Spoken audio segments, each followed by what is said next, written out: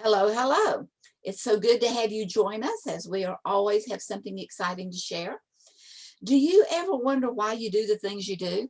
And do you want to be more competent and more effective? Then this program is for you. I am Mona Duncan, your moderator, and making sense of it is our gift to you from the Glasser Institute for Choice Theory. I am Mona Duncan, your moderator. I don't remember if I said that already or not. And we do welcome you. Each week, a certified member of the Glasser Institute presents a program for about 20 minutes on a concept that they are working on and sharing with us the effectiveness of it. And then after that, our speaker and I will talk for just a minute, and then we will close the airways. And those of you that are in our live audience have an opportunity to make comments or ask questions of our speaker. So I would encourage you to take notes. Our speaker today is Robert Martin, and he is a counselor and teacher from way back, and he's written a book entitled Connect and Involve, and he's going to be sharing with us today. So welcome, Robert. It's good to have you here. Thank you, and thank you, Mona, for the invitation, and also to the. Yeah, let me add to our public that he's on chapter 4, so that we're going to he's going to be sharing with us once a month for the next few months, and you can go online, no charge, and look at his previous talks to bring you up to the introduction in chapters 1, 2, 3. So go ahead, Robert. Okay, well, so just a brief introduction, and then I've actually got a little slideshow here. So the thing about all of the Glasser materials is that he really focuses getting to know the kids, involving them in learning, boosting their motivation. And I think the teachers, whenever they hear this stuff, it's like, oh, this is really great and wonderful, but I have to teach all this content. I don't have time. I want to do this, but I don't have time for it. So I'm going to deal with that question today, and what that's all, and how you deal with that.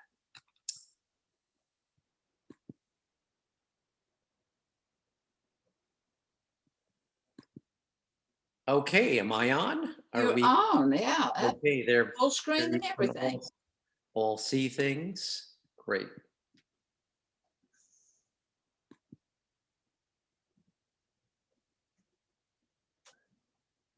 Okay, so I'm trying to move the pictures. Okay, there we go. Okay. So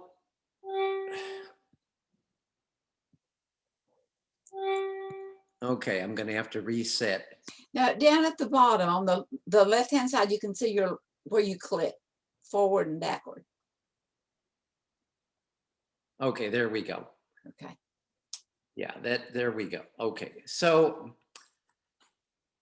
this is basically has to do with education, and I think we're all involved in education in one way or another, either as parents or teachers or taxpayers. And so this is really an important topic. So the first thing is, as schools and teachers, what is the end that we're working toward? And it's, of course, increased learning, but also we're trying to prepare students for the next class or the next grade.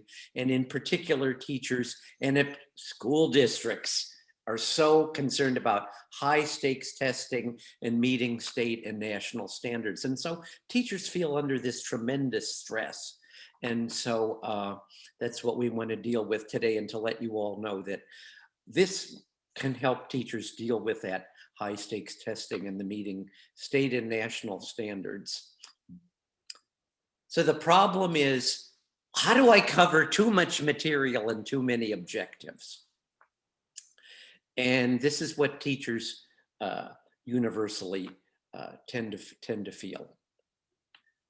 So first of all, let's talk about some approaches that don't work. The first is proceeding through material one day at a time. And I mention this is because I have done this, where it's like, okay, we're going to go through the book, and we're going to start here, and then we're going to go through the next thing and the next thing, and so on. It's like, no, that I learned the hard way. That does not work very well. The other thing is using a curriculum where you're not identifying big ideas or key skills that are needed for the students to understand and learn what they need to learn. A third one is not involving students in using skills because there's too much material to cover. And this is what, again, this whole idea, Glasser's whole idea of like choice theory is you've got to involve the students because then they're deciding to be motivated because they're involved and they care and they're also involved with others. So the solution to this problem is I started out with the Rubik's Cube that's all messed up, and I like that image because it's like I always had trouble getting that solved. Is okay, focusing on the big ideas and key skills. So yeah. So the benefits to teaching big ideas and key skills is, as a teacher, you're going to feel more in control because you're going to get more control. And you're going to focus on skills and content at the same time. Because typically teachers feel like, oh, I just never have a chance to go into the skills enough. And we never have enough time to do practicing. We're also going to increase learning and achievement. And in particular, we're going to bring less skilled students along with no separate lesson plan.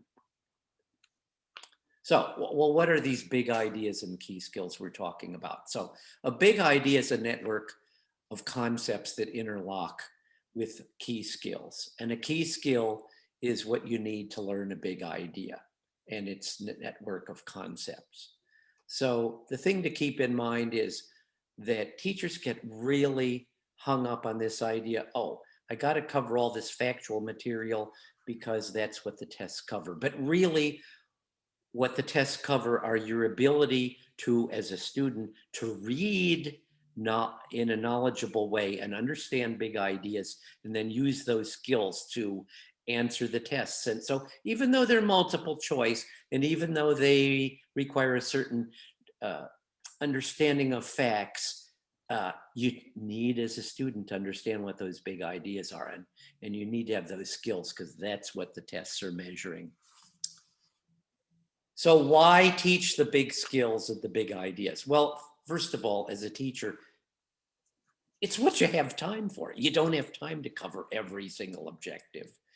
And if you look at state standards and national standards, typically it's a stack of stuff like several inches high. The big ideas are what the state and national tests are testing. The big ideas also include the other ideas that are part of the state standards and the national standards. That's why I say the big ideas are a network. So as you learn the big ideas, then you're also integrating other ideas and other objectives. So the big ideas are also the foundation of what the students are able to retain for the next level, and which is what you're trying to prepare them for. So the big thing is all this like, yes, but this is what you're going to meet as you work with teachers. So involvement is nice, but do we need it? Isn't knowledge just transmitted? Well, here we see on the right this beautiful and humorous picture of the teacher this is from 1648. This was like a broadside when they were printing these things on basically like a poster back at that time. And we see the teacher pouring in the knowledge. And the question is like, they're already making fun of this idea back in 1648. Isn't it time to change our idea that we can just pour in the knowledge? And this is why we have to have involvement. So here's another version of this same Nuremberg funnel, as it was called, which is a favorite of one of my teachers who really emphasized this idea of, no, you can't just pour the knowledge in. You can't just transmit knowledge.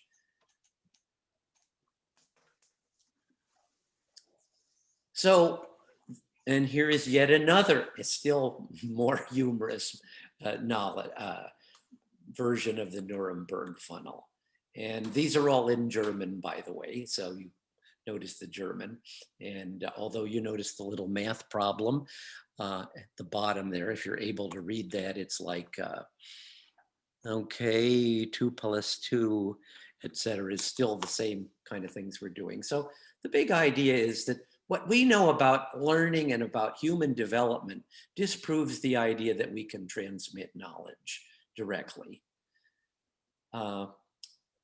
Yet the idea that we can do this is still with us. We carry it within ourselves because it's part of our culture. I open my mouth and you understand and I transmit the knowledge to you. But really, if you don't already have the capacity and the background and the prior experience to understand what I'm saying right at this very moment, it's going to be just meaningless to you.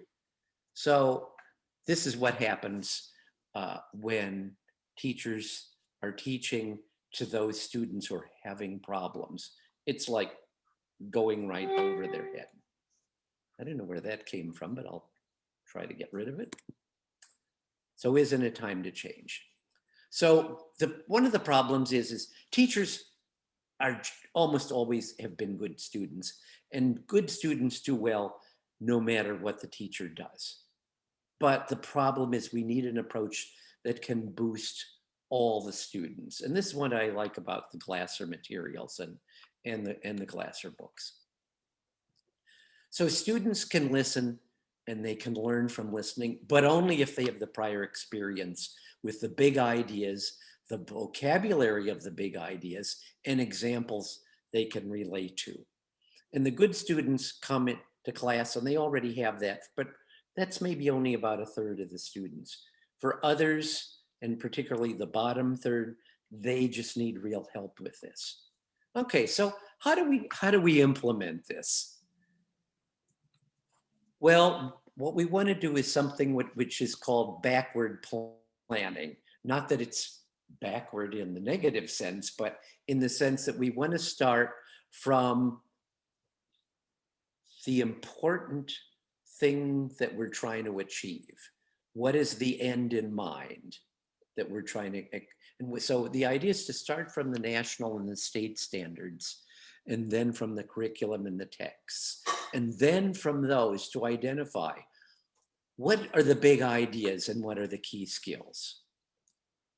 And then you go in and you decide if you're teaching over, you can either do this over a year if you're teaching a year-long course, like in the lower grades, or if in high school you're teaching one course at a time over a semester. You can do either one. You decide how many weeks do I need to give to each big idea and key skills. And the first thing you're going to notice is it's never going to be enough. But the point is that you're going to be focusing on what students need as the most important thing. And then you plan your lessons from that, rather than starting at planning the lessons at the top and then trying to meet the state standards. So does this work? Does this make any sense? Well, okay, first of all, this is not something I developed. This is from the backward planning approach developed by Wiggins and McTighe, called Understanding by Design. And this is something that I learned from some of the people at the Missouri Regional Professional Development Center in Northeast Missouri. And they use this approach to work with schools with low achievement scores to help those schools come up to meeting what they're doing. And Missouri is a very conservative state. So my feeling is that, hey, you can use this if you're in a very non-conservative state or if you're in a very conservative state. We're using this, and I learned a lot from the Missouri Regional Professional Development Center in Northeast Missouri. So the first step is to identify the big ideas and the key skills. And I would have people come in and because I was working with teacher education, and they would actually run my students through this. They would come in with big stacks of objectives, and the students would then have like a certain amount of time to go through and say, okay, well, just go through and pick out what are the really key ones that incorporate the other ones. And because not all the ideas and the skills are uh, the most important. You want to identify what's the most important. You do this a little bit at a time. If you're working with other teachers, that's a whole lot easier and a whole lot more fun. But if you're not able to do this with other teachers because your school isn't doing this, that's okay. You can do this yourself, because once you start looking for the big ideas and the key skills, you'll find them. And by the book, the book, the Connect and Involve book goes a lot into this a lot more. And I give lots of resources at the end to help people. And there's stuff online and there are YouTube things and all this. The second step is to create a week by week overview, so that you basically decide, oh, okay, well, here's my list of key objectives and key things that have to be covered during the semester and the year. How am I going to cover those? What am I going to do? How am I going to have each week? I'm going to distribute this over the week. And the point is, even if you're using a mandated curriculum, you're the teacher. You have to decide the emphasis, because you can't do everything in that mandated curriculum. You have to do the key things. Even if you go through every single thing in the curriculum, the emphasis that you give different portions of that is going to be up to you. And that's what's going to really help the students, because we know that it's not so much what you're teaching, but how you organize what you teach that's going to really help you. So again, you don't have to do it all once. You could just start with an informal list of big ideas and key skills for one subject or one class that you're teaching, and realize, okay, well, I'll do one of these every semester. It's just, the whole idea of the book is small changes, small steps. Don't try to do everything at once, because it's too overwhelming. So, in all public schools, in all states, typically there are 18 weeks in a semester. So you make a list of weeks from 118, and you distribute the big ideas and the key skills over those 18 weeks. And again, the idea is be reasonable with yourself. Start from the low-hanging fruits, what you know, where students have problems, because that's where you're going to focus. Okay, and then step 3 is you're going to develop a vision, and then the book goes into that. And we're going to spend more time on this next month. How are you going to involve students in learning the big ideas and using the key skills? And this is where I think Glasser has all kinds of ideas on this, and there are all kinds of ideas in the books too. So again, a little bit at a time. Once you look at ways to involve students, you're going to identify small changes you can make to in what you're already doing to your lesson plans. You don't have to change everything you're doing. You just start with small changes that are going to emphasize the big ideas and other kinds of things. And we'll get into this more next month. So the key practice is small steps for you as the teacher and reasonable steps. And the same way with the students. The key thing is to get them to make small steps that are reasonable steps for them, so that over the course of the semester or the year, you're covering all the big ideas. You're going to go for the low-hanging fruit. You're going to fill in your lists, with what's obvious, and then you're going to revise or make your lesson plans based on what you see. Okay, here's what I need to be focusing on for the next couple weeks. And then you can revise as you go along. And again, I kind of get into that because it may take a number of semesters or even a number of years to revise what you're doing. But if you do that a little at a time, it's not going to be a big thing. It'll be in the long run, it'll be a chance to make a big change. And again, this is kind of what Glasser is all about. It's like you're going to make little changes, but in the long run, they're all going to add up and you're going to have a quality school. So you got to figure it out by doing it. One of my favorite Glasser stories is where he says, well, I told people they had to go in and have meetings with the students. And then he said, and then I decided, well, if I'm going to tell them to do this, I have to show them how, because they don't know how. And I went into the classroom and I couldn't do it either, but I did it over and over and I learned how. So I love his attitude. He wasn't defensive. He didn't feel like he had to know everything. He went in and he started doing this and he became a total expert at it. But he didn't start as an expert at it.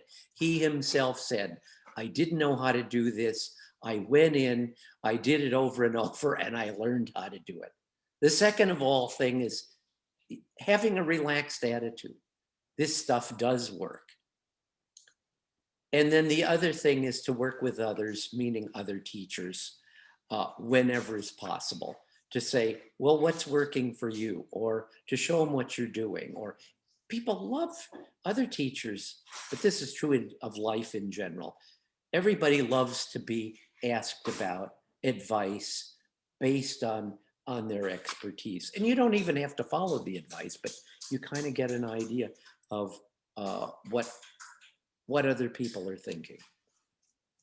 So the next session, we're going to focus on lesson plans for success and effective control. That once you've done this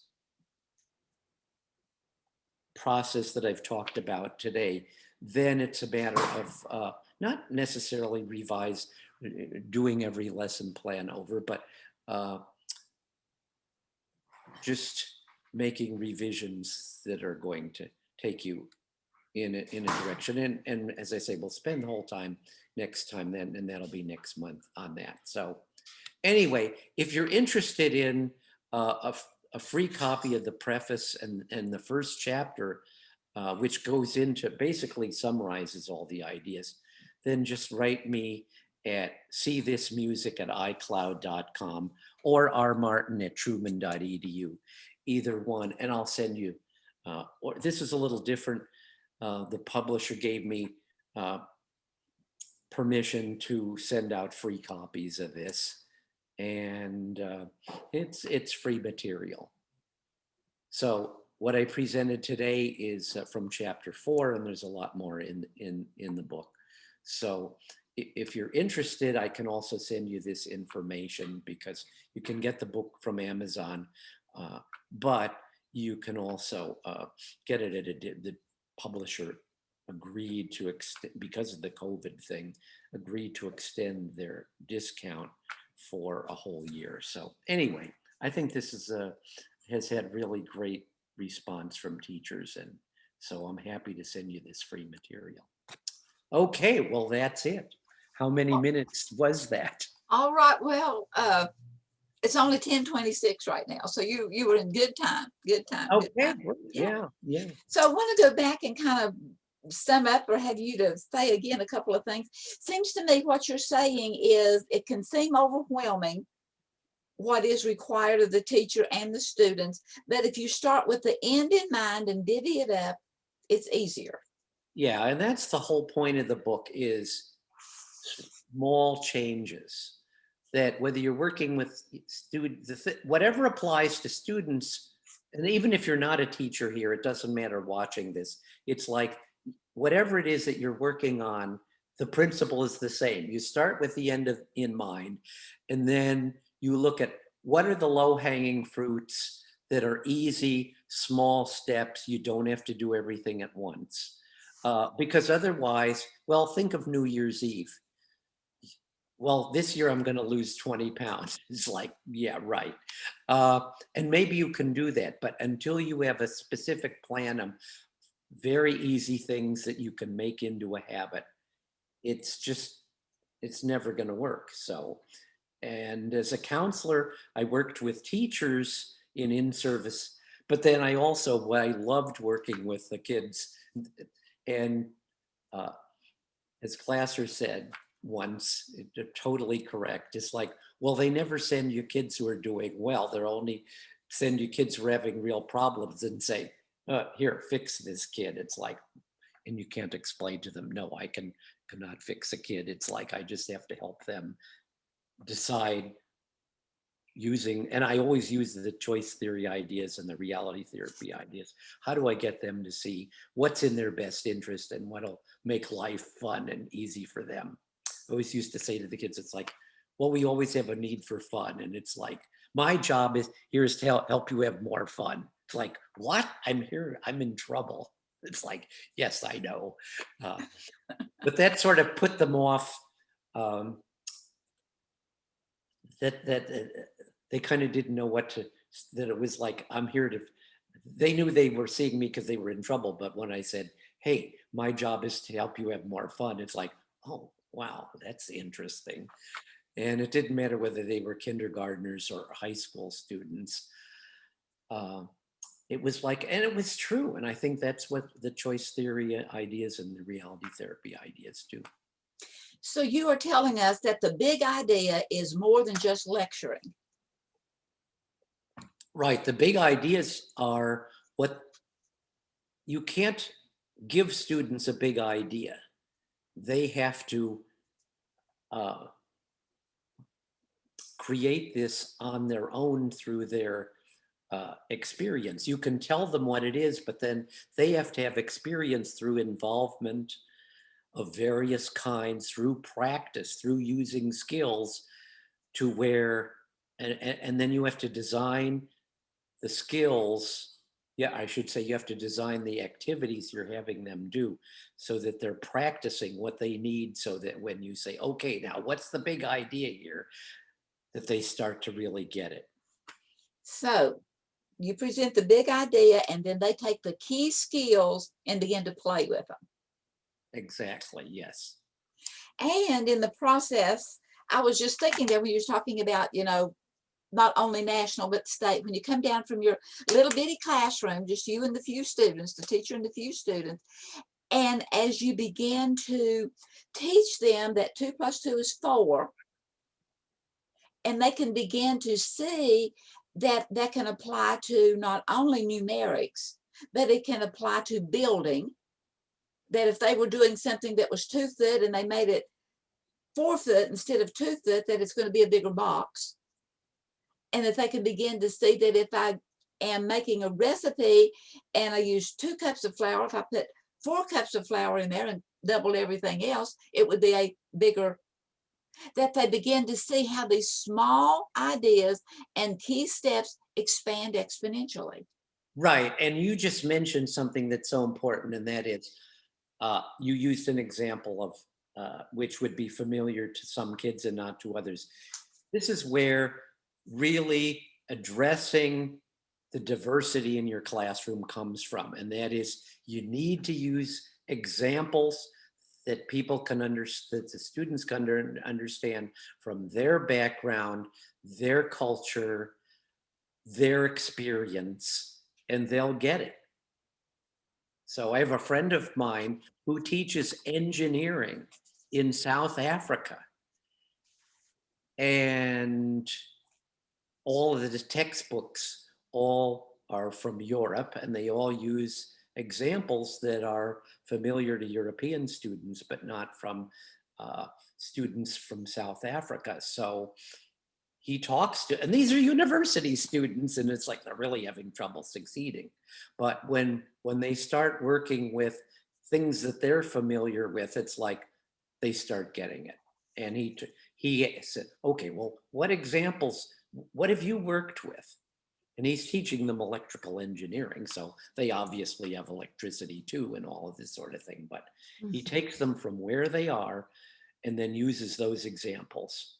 And then that's where they're getting to the big ideas. So this also incorporates all the ideas about teaching to diversity and teaching also to students at different levels. That when you start using examples that students are familiar with and having them practice in ways, and this is all, Glasser's book on working with teams and team learning and all of this goes into this as well. And of course, there's other material, um, and I give lots of resources in my book from Glasser and lots of other people too. So Yeah, so you figure it out by doing it. And I think of Edison that said all of the mistakes he had in making the electric lights, he knew it was there, he just knew it. And he right, said that's every what time made he it. was learning what didn't work. That's what made him such a great exemplar, was that he wasn't afraid to say, hey, I became this expert by not being an expert and doing it until I Exactly. became the expert. So he didn't say, oh, well, I'm the expert, do it this way. He said exactly the opposite. So I think that's where you really have to get this idea that uh, he developed these ideas from doing them. And that's what all of us have to do. We have to, and as you read various things, it's like you get the big idea for yourself and then figures, where's an easy place? We all want to start from the most difficult problem we have and solve that. And it's like, you know what? Yeah, that doesn't work. Start from the easiest problem you have and apply it, whether it's as a teacher or, and everybody's a teacher. Every boss, every supervisor. I've taught this to supervisor and first line supervisors in business and industry. I've been in a prison. Uh, and it doesn't matter. Everyone is, and I've worked with parents, everyone is a teacher. And so these ideas apply everywhere. Okay, thank you, Robert. We appreciate you very much. And thank you for being here. And we And hope thank you, that, Mona, and thanks to the Institute for Reality Therapy. yes, Robert. And And the we class hope that you'll join us each week for Making Sense of now It. called the In the Glasser. meantime, have a great life and good mental health.